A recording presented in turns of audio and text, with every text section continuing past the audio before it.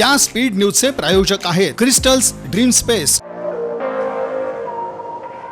सोलापूर महानगरपालिका निवडणुकीत भारतीय जनता पक्षाची मोठी लाट येणार असल्याचे संकेत आमदार देवेंद्र कोठे यांनी दिले आहेत।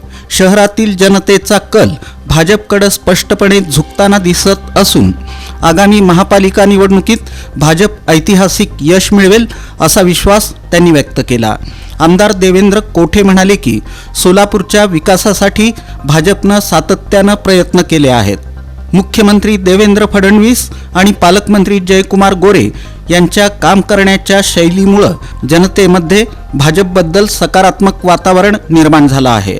जनतेला 100% भाजप पाहिजे, त्यामुळे विरोधी पक्षातील नेते देखील भाजपमध्ये येत आहेत। विरोधकांकडे ठोस विकासाचा अजेंडा नसून भाजपच सोलापूरच्या सर्वांगीण विकासासाठी सक्षम पर्याय आहे असंही त्यांनी नमूद केलं।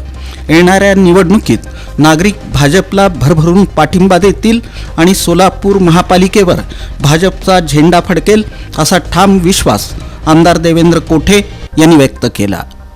मिशन 75 साठी है तयार हम एवढं मी आपल्याला आज अभिमानाने सांगतो। भारतीय जनता पार्टीकडे जवळपास 1200 इच्छुकांनी अर्ज दाखल केलेले आहेत 102 जागेसाठी।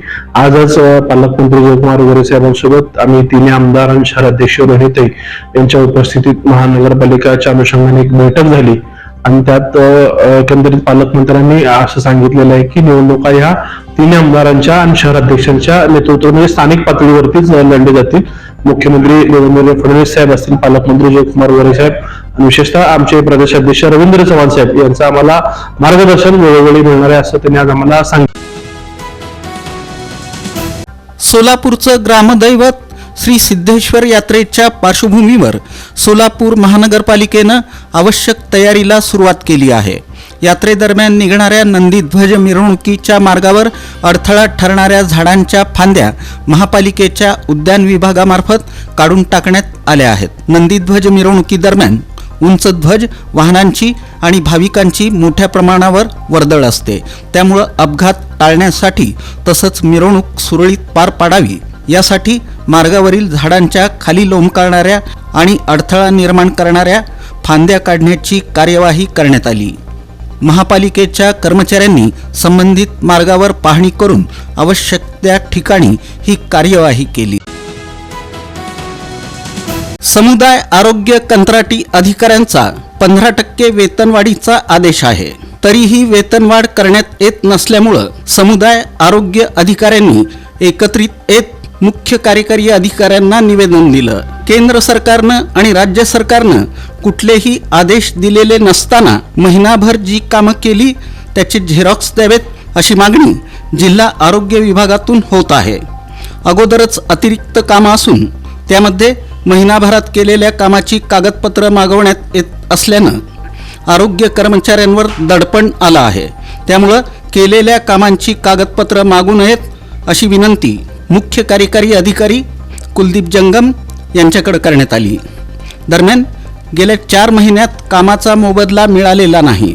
आरोग्य विभागाकडून सतत मानसिक त्रास दिला जात आहे, त्यामुळं जिल्ह्यातील 300 समुदाय आरोग्य अधिकाऱ्यांनी एकत्रित येत मुख्य कार्यकारी अधिकारी कुलदीप जंगम यांची भेट घेतली। CEO कुलदीप जंगम यांच्याकडून आरोग्य कर्मचाऱ्यांना न्याय मिळेल अशी अपेक्षा कंत्राटी आरोग्य अधिकारी संघटनेच्या जिल्हाध्यक्षा सारिका होमकर यांनी व्यक्त केली। उत्तर सोलापूर तहसील कार्यालयातील एका मंडल अधिकाऱ्याचं 8 महिन्यांचं थकीत वेतन काढण्यासाठी निवासी नायब तहसीलदाराला 40,000ची लाच घेताना रंगेहात पकडण्यात आलं। ही घटना उत्तर सोलापूर तहसील कार्यालयात घडली। चंद्रकांत काशीनाथ हेडगिरे वय 52 राहणार शिवरत्ननगर जुळे सोलापूर असं रंगेहात पकडलेल्या नायब तहसीलदाराचं नाव आहे। एका मंडल अधिकाऱ्याचं 7 महिन्यांचं वेतन थकीत होतं। हे थकीत वेतन काढण्यासाठी निवासी नायब तहसीलदारानं 60,000ची मागणी केली होती।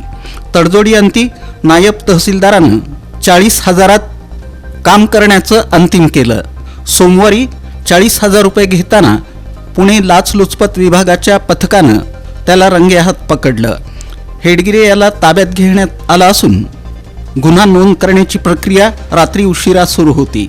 उत्तर तहसीलला लागूनच सोलापूर लाचलुचपत विभागाचं कार्यालय आहे.